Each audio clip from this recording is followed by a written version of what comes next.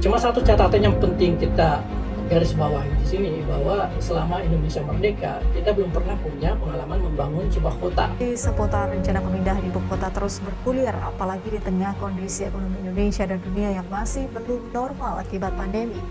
Dan jika Presiden Jokowi ingin pembangunan ibu kota baru sesuai target, maka pemerintah Indonesia harus siap dengan pembengkakan biaya. Apalagi jika pembangunan itu membutuhkan barang-barang impor dalam jumlah besar. Justitia non est neganda non differenda. Keadilan tidak dapat disangkal atau ditunda. Maka perlulah kita mengkaji ulang atas pemindahan ibu kota negara yang menimbulkan paradoks atas arah pembangunan bangsa. Assalamualaikum warahmatullahi wabarakatuh. Shalom, Om Swastiastu, Namo Buddhaya, salam kebajikan bagi kita semua. Dewan juri yang kami hormati, sebelumnya perkenalkan, kami dari tim Marta Christina yang pada hari ini berdiri pada posisi kontra dengan mosi perdebatan pemindahan ibu kota negara. Saya Ratri Ayu Sahasika selaku pembicara pertama, rekan saya Muhammad Akbar selaku pembicara kedua, dan rekan saya Muhammad Nurizati selaku pembicara ketiga. Sebelum memasuki konstruksi argumentasi, izinkan saya mengantarkan kita semua kepada fondasi berpikir mengenai mosi perdebatan kita pada hari ini. Ibu kota dalam Kamus Besar Bahasa Indonesia adalah kota tempat kedudukan pusat pemerintahan suatu negara, tempat dihimpun unsur administratif yaitu eksekutif, legislatif, dan yudikatif. Sedangkan dalam Kamus Besar Bahasa Indonesia, kata pindah berarti beralih atau bertukar tempat, sehingga pemindahan ibu kota dapat dipahami sebagai beralihnya ibu kota dari kota tertentu ke kota lainnya. Menurut Kepala Bappenas Bambang Brojonegoro, pemindahan ibu kota negara dilatar belakangi oleh beberapa alasan, diantaranya mengurangi beban Jakarta dan Jabodetabek, mendorong pemerataan pembangunan, mendorong mindset pembangunan yang Indonesia sentris, memiliki ibu kota negara yang merepresentasikan identitas bangsa, meningkatkan pengelolaan pemerintahan pusat yang efisien dan efektif, serta memiliki ibu kota yang menerapkan konsep smart, green, and beautiful city untuk meningkatkan kemampuan daya saing atau competitiveness secara regional maupun internasional. Namun perlulah kita telaah kembali, apakah benar pemindahan ibu kota negara adalah solusi terbaik atas permasalahan tersebut? Sedangkan di sisi lain, menurut survei yang dilakukan Lembaga Survei Lingkaran Suara Publik pada 7-20 Februari 2022 menunjukkan hanya 27,7% masyarakat yang setuju atas pemindahan ibu kota negara. Dalam tataran status quo serta pembuktian ketiadaan urgensi pemindahan ibu kota negara akan secara komprehensif integral disampaikan oleh pembicara kedua. Sedangkan dalam tataran efektivitas dan kebaruan gagasan novelty yang kami tawarkan akan disampaikan oleh rekan saya pembicara ketiga. Keberpihakan kami selaku tim kontra diiringi oleh gagasan novelty yang kami tawarkan, yaitu Inside Out Development and Recovery Program, yaitu upaya pembangunan sekaligus pemulihan yang dilakukan ke dalam dan luar ibu kota yang akan lebih komprehensif disampaikan oleh rekan-rekan saya. Demikianlah argumentasi yang dapat saya sampaikan yang selanjutnya akan diintegrasikan oleh pembicara kedua dan ketiga dari tim kami. Salus populi suprema leg, kedaulatan rakyat adalah hukum yang tertinggi pada suatu negara. Hal ini sesuai dengan ketidaksepakatan kami atas pemindahan ibu kota negara yang tidak mengakomodasi kepentingan rakyat. Assalamualaikum warahmatullahi wabarakatuh. Dewan juri yang terhormat, izinkan saya memaparkan tataran status quo terkait pemindahan IKN. 18 Januari 2022 lalu, RUU IKN disahkan DPR melalui rapat paripurna. Pembuatan undang-undang yang memuat tentang ibu kota terbilang sangat cepat karena hanya memakan waktu 43 hari. Forum Masyarakat Peduli Parlemen Indonesia bahkan menyebut proses pembahasan RUU IKN itu menjadi rekor tercepat dalam sejarah pembuatan RUU hingga disahkan menjadi undang-undang. Sementara itu, juru bicara Partai Keadilan Sejahtera Pipin Sopian menganggap pembahasan RUU IKN di DPR dilakukan secara ugal-ugalan. Undang-undang yang dibuat cepat bukanlah sebuah prestasi, yang dibutuhkan adalah undang-undang yang berkualitas. Hal ini bisa memunculkan tanda tanya dari publik. Jika dilihat dari perspektif syarat-syarat pembentukan undang-undang yang baik, maka diperlukanlah pelibatan partisipasi publik. Dalam Undang-Undang Nomor 12 Tahun 2011 tentang pembentukan perundang-undangan, partisipasi masyarakat adalah hal yang penting untuk diperhatikan. Dalam hal ini, diperlukannya sosialisasi kepada seluruh masyarakat, terutama yang terdampak dalam pemindahan ibu kota negara. Hal ini juga dipertegas oleh Mahkamah Konstitusi yang menyatakan bahwa dalam pembentukan undang-undang selain mendasarkan pada legal formal, partisipasi masyarakat perlu dilakukan secara bermakna. Ada 3 prasyarat partisipasi publik yang harus dipenuhi dalam pembuatan undang-undang, yaitu hak didengarkan pendapatnya, hak dipertimbangkan pendapatnya, dan hak mendapatkan penjelasan atau jawaban atas pendapat tersebut. Namun, Undang-Undang IKN ini lagi-lagi tidak memenuhi prasyarat tersebut karena masih banyak masyarakat yang tidak setuju terhadap pemindahan ibu kota ini, terutama masyarakat Penajam Pasar Utara. Hal ini dibuktikan dari wawancara yang dilakukan oleh Narasi kepada Ketua Suku Adat Balik, Kelurahan Pemaluan, dan Sepaku yang mengatakan bahwa mereka merasa tidak dianggap karena tidak pernah diajak berunding dalam rencana pemindahan IKN. Mengingat lagi seperti yang dikatakan oleh rekan saya pembicara 1 bahwa hanya 27,7% masyarakat yang setuju atas pemindahan ibu kota negara. Terlebih, kompleksitas pemindahan ibu kota negara tidak hanya melibatkan urusan teknis belaka. Dalam hal anggaran yang akan digunakan untuk pemindahan IKN juga sangat perlu diperhatikan. Data RAPBN 2022 Kementerian Keuangan Indonesia menyebutkan proyeksi pembiayaan anggaran 2022 sebesar 868 triliun dan hampir dari setengah APBN tersebut akan digunakan untuk pemindahan IKN, yaitu sekitar 466 triliun. Hal ini nampaknya akan mengorbankan anggaran untuk kepentingan masyarakat. Dikarenakan dalam tema kebijakan fiskal 2022, APBN adalah pemulihan ekonomi dan reformasi struktural. Jadi APBN ini seharusnya difokuskan untuk dukungan penanganan kesehatan dan perlindungan sosial di masyarakat, bukan untuk pemindahan IKN. Seorang ahli ekonomi senior Indonesia, Faisal Basri, juga menyampaikan bahwa pemindahan ibu kota pada saat kondisi kedaruratan COVID tampaknya tidak elok. Apalagi dana yang akan digunakan adalah anggaran APBN yang berasal dari PEN, yang seharusnya dana ini digunakan untuk perawatan COVID, bansos, jaminan kehilangan pekerjaan, dan masih banyak lainnya. Selanjutnya, saya akan menyampaikan tataran ketiadaan urgensi dalam pemindahan IKN. Dewan Juri yang terhormat, seorang pakar demografi sosial dari Universitas Gadjah Mada, Tajudin Nur Effendi, mengatakan posisi ibu kota negara di Jakarta tidak perlu dipindah meskipun tingkat kepadatannya semakin tinggi. Dikarenakan, menurut beliau, pemindahan ibu kota keluar Jakarta berarti sama saja dengan memobilisasikan 3 juta orang ke daerah lain sehingga akan menghabiskan biaya sangat besar. Apalagi kita sedang menghadapi momentum pandemi COVID yang sudah dinyatakan kedaruratannya dalam Kepres nomor 11 tahun 2020. Pandemi ini menyebabkan hutang negara terus membengkak menembus 6.700 triliun. Selain itu, pandemi COVID juga menyebabkan banyak masyarakat kehilangan pekerjaan.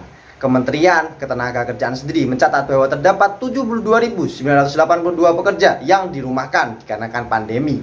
Mereka semua kehilangan penghasilan dan rawan akan masuk ke dalam jurang kemiskinan. Maka sudah seharusnya pemerintah lebih bijak dalam mengambil keputusan dengan membatalkan rencana pemindahan IKN dan lebih memfokuskan terhadap pemulihan ekonomi rakyat. Dengan tetap keberpihakan kami, selalu tim kontra, kami menawarkan gagasan novelty yaitu Instead of Development and Recovery Program, yaitu upaya pembangunan sekaligus pemulihan yang dilakukan ke dalam dan luar ibu kota yang akan lebih komprehensif disampaikan oleh rekan saya pembicara ketiga. Dewan Juri yang terhormat, demikianlah argumen yang dapat saya sampaikan. Selanjutnya akan diintegrasikan lebih lanjut oleh rekan saya pembicara ketiga. Equum et bonum est lex equum. Apa yang baik dan adil adalah hukumnya hukum. Maka perlu dikaji ulang apa yang baik dan adil bagi kemaslahatan umum. Assalamualaikum warahmatullahi wabarakatuh. Dewan Juri yang terhormat, saya Muhammad Nurita Tisani Al-Milali. Di sini saya sebagai pembicara ketiga izinkan saya memaparkan tataran efektivitas dan novelty terkait pemindahan ibu kota negara. Adapun di sini saya melanjutkan argumen dari tim kami mengenai ketidaksetujuan kami terhadap mosi pemindahan ibu kota negara. Yang pertama, bahwa dalam pembangunan ibu kota negara dari wilayah Jakarta ke Penajam Pasar, Kalimantan Timur, pemerintah kurang memberikan fokus pemikiran pada keseimbangan ekosistem lingkungan di masa yang akan datang. Seperti kita ketahui bahwa negara Indonesia pada saat ini ialah salah satu negara dengan populasi hutan terbesar di dunia. Luas hutan Indonesia mencapai 97 juta hektar. Tak heran, hal itu membuat negara Indonesia dijuluki dengan pusat paru-paru dunia. Dan letak populasi hutan terluas di Indonesia ialah berada di wilayah Kalimantan Timur dengan menyumbang luas populasi hutan 14 juta hektar. Namun apabila terjadi pemindahan ibu kota dari wilayah Jakarta ke Kalimantan Timur, akan sangat dikhawatirkan terjadi perompakan hutan secara masif demi kepentingan pembangunan ibu kota baru dengan tidak memperhatikan ekosistem lingkungan di masa yang akan datang. Bahkan dalam kajian lingkungan hidup strategis IKN, hasil studinya juga menunjukkan setidaknya ada 3 pokok permasalahan mendasar jika IKN dipaksakan untuk dibangun.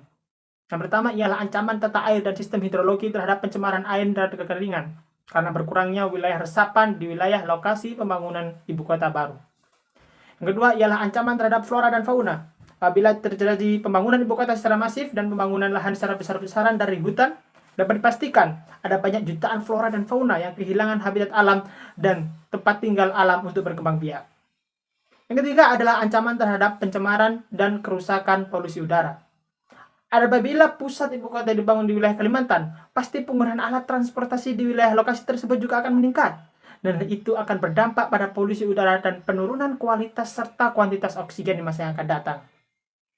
Ada argumen yang kedua adalah ancaman disintegrasi sosial di wilayah pembangunan ibu kota negara baru. Adapun tanah yang dijadikan lokasi pembangunan kawasan ibu kota negara bukanlah tanah tidak bertuan. Ada masyarakat adat Bali yang hidup dan eksis dari tahun 1963 di wilayah administratif. Menurut keterangan Humas Lembaga Adat Pasar, Eko Supriyadi menyatakan bahwa masyarakat adat cukup was-was akan adanya penggusuran tempat tinggal dan kehilangan pekerjaan mata pencaharian di masa yang akan datang. Hal senada juga diucapkan oleh Ketua Adat Sibukgrin dalam acara Matan Wajau, di mana beliau dan rakyat adat setempat merasa sangat keberatan dengan adanya pembangunan pemindahan ibu kota baru, dikarenakan mereka takut tidak dapat bersaing dengan pendatang dari luar Kalimantan dan mereka terancam kehilangan mata pencaharian di masa yang akan datang. Hal seperti ini harus dipertimbangkan secara serius oleh pemerintah bagaimana perpindahan dan penambahan penduduk lokasi ibu kota baru akan punya potensi konflik sosial dengan penduduk lokal yang memiliki sejarah tenurial yang cukup erat sebelumnya. Argumen yang ketiga ialah belajar dari negara tetangga yakni Myanmar. Pada tahun 2005, Myanmar memindahkan ibu kota dari kota Yangon ke Naypyidaw. Naypyidaw ialah sebuah kota terpencil di negara Myanmar. Kondisi wilayah ini kurang lebih sama dengan Penajam Pasar di Kalimantan Timur, yakni sebuah kota yang masih baru, jauh dari kesan padat dan memiliki populasi yang lebih sedikit meskipun wilayahnya luas. Karena kurang kesiapan dan merancang kematangan pembangunan ibu kota, akibatnya sekarang kota ini disebut sebagai kota hantu karena sepinya kegiatan masyarakat di sana. Hal ini seharusnya dijadikan pelajaran berharga bagi pemerintah kita agar hal yang serupa terjadi di Myanmar juga jangan sampai terjadi kembali di wilayah Indonesia. Adapun novelty yang kami ajukan pada mosi kali ini ialah Insight of Development and Recovery Program, yaitu upaya pembangunan sekaligus pemulihan dilakukan ke dalam dan luar ibu kota. Adapun upaya pembangunan ke dalam, yang pertama ialah menyelesaikan permasalahan banjir Jakarta melalui revitalisasi waduk dan normalisasi fungsi sungai. Yang kedua, menyelesaikan permasalahan macet di Jakarta dengan sosialisasi penggunaan transportasi publik. Selain itu juga ada upaya untuk pembangunan keluar. Yang pertama ialah pemerataan pembangunan dan ekonomi dengan memaksimalkan sistem desentralisasi. Yang kedua ialah pembangunan infrastruktur yang ramah lingkungan dan berorientasi jangka panjang. Salah satunya mempertegas regulasi rekonsiliasi lingkungan oleh perusahaan di bidang industri. Dari berbagai konstruksi argumen yang telah kami sampaikan, rasa-rasanya tidak ada alasan bagi Dewan Juri yang terhormat untuk duduk bersama kami dan mengamini argumentasi kami untuk menolak pemindahan ibu kota negara baru. Assalamualaikum warahmatullahi wabarakatuh. Shalom, Om Swastiastu, Namo Buddhaya, salam kebajikan bagi kita semua. Dewan Juri yang kami hormati, tibalah kita pada ujung argumentasi pada mosi hari ini. Kami dari tim kontra sekali lagi menegaskan bahwa kami masih tetap berdiri pada standing position kami, yakni menolak adanya pemindahan ibu kota negara. Dari pemaparan yang telah kami sampaikan, telah secara nyata terlihat bahwa penyusunan legal formal mengenai pemindahan ibu kota negara telah mengalami kecacatan. Selain itu tidak ada urgenitas bagi penyelenggara negara untuk memindahkan ibu kota ke wilayah baru yakni Kalimantan Timur. Terlebih pada sisi efektivitas, pemindahan ibu kota negara sama sekali tidak menyelesaikan akar permasalahan, namun justru memunculkan permasalahan-permasalahan baru di bidang lingkungan, ekonomi, dan sosial. Dan gagasan kami mengenai pendekatan yang lebih komprehensif melalui penyelesaian ke dalam dan keluar memiliki potensi efektivitas yang lebih baik dalam mengembangkan ibu kota negara serta memeratakan pembangunan Indonesia daripada tetap pada gagasan pemindahan ibu kota negara. Dari berbagai konstruksi argumentasi yang kami sampaikan, rasanya tidak ada keraguan mendasar yang perlu untuk tetap dipertahankan dan tidak duduk bersama kami menolak adanya pemindahan ibu kota negara. Sekian dan terima kasih. Wassalamualaikum warahmatullahi wabarakatuh. Shalom, Om Santi Santi Santi Om, Namo Buddhaya.